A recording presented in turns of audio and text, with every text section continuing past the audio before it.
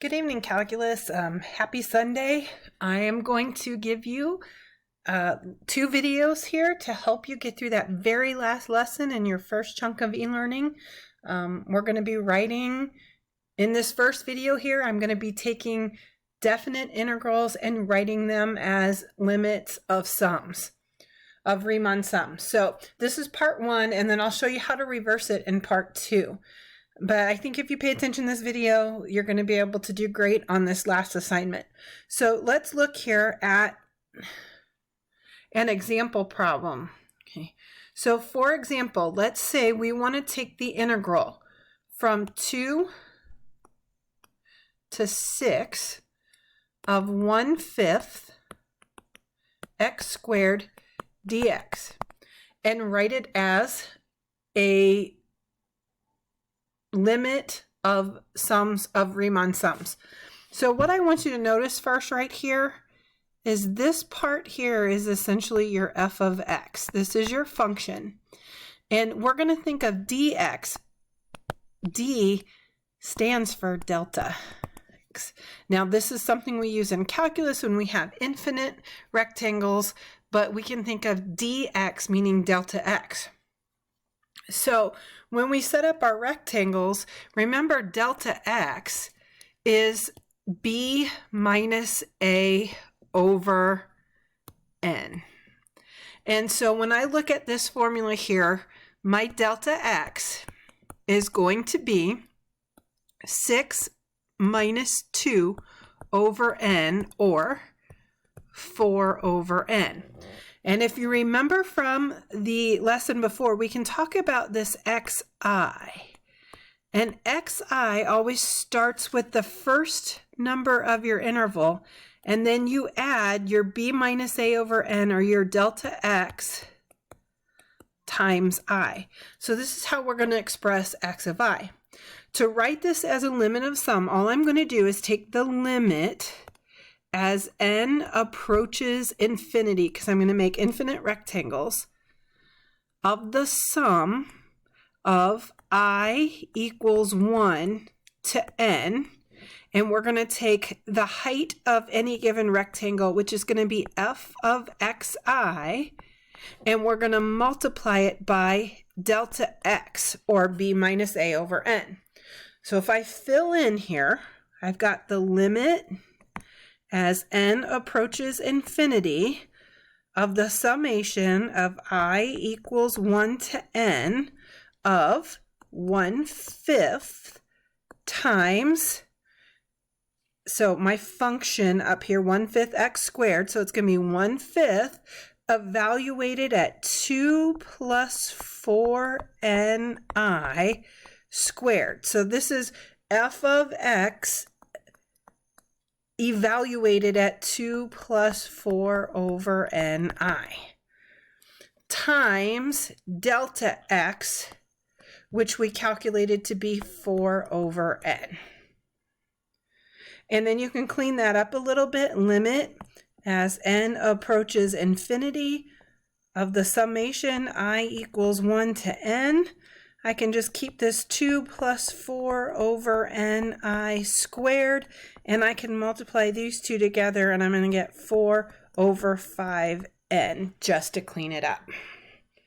And now I'm a limit of Riemann sums. Okay. Still confused? Let's do another example. I'm going to do a total of 4 examples, so hopefully you'll catch on. So here's example number 2. Let's say I want to take the integral from pi to 2 pi of cosine x dx. Now remember, cosine x here is your function f of x, and dx, the d stands for delta x. Well, delta x is going to be b minus a over n, which is pi over n. And we want to talk about our xi's. Our xi's is always the beginning of our limit, which is pi, plus delta x, pi over n, times I.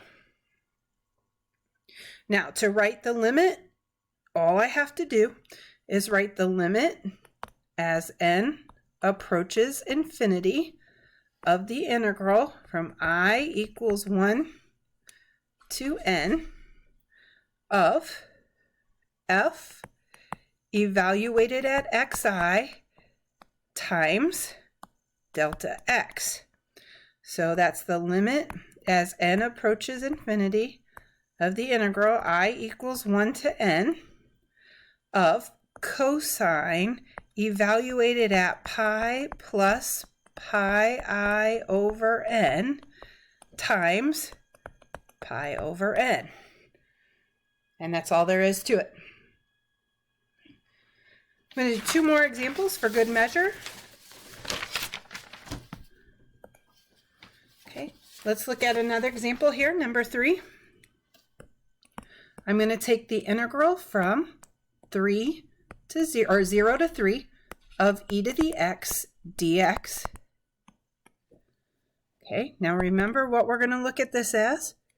E to the x is our f of x, and we're going to think of dx as our delta x.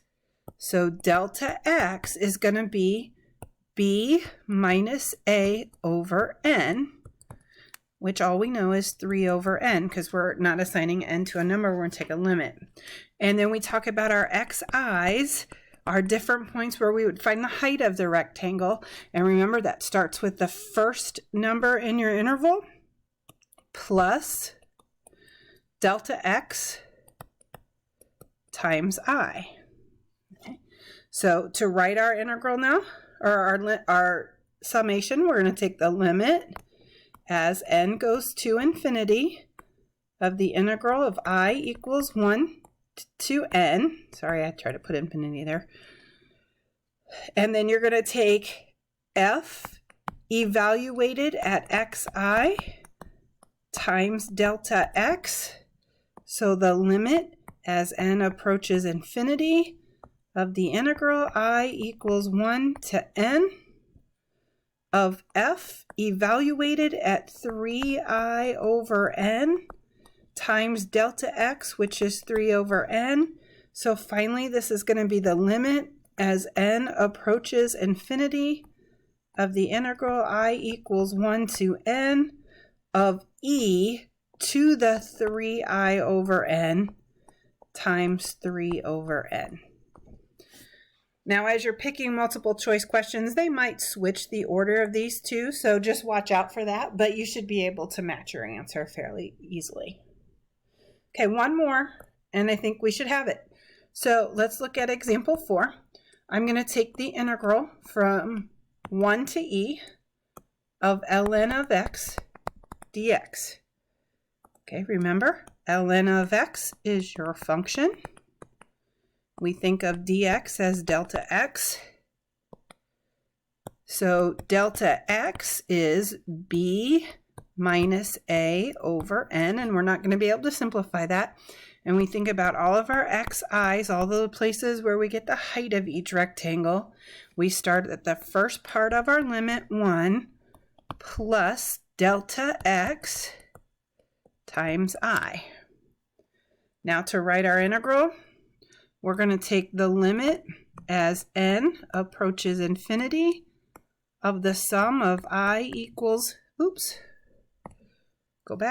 of I equals 1 to n of f of xi times delta x, and we sub in limit as n approaches infinity of the summation I equals 1 to n of f evaluated at 1 plus e minus 1 over n times I times e minus 1 over n.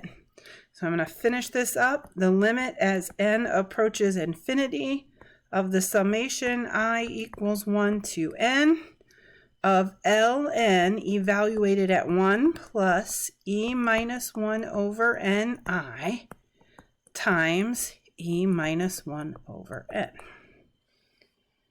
And that's all I do. Identify your f of x, identify your delta x, write your expression for xi, and then just plug everything in and you should be fine. Go ahead and see if this helps you and email me with any questions. I think the next part's a little bit harder when I give you the summation, actually writing the definite integral.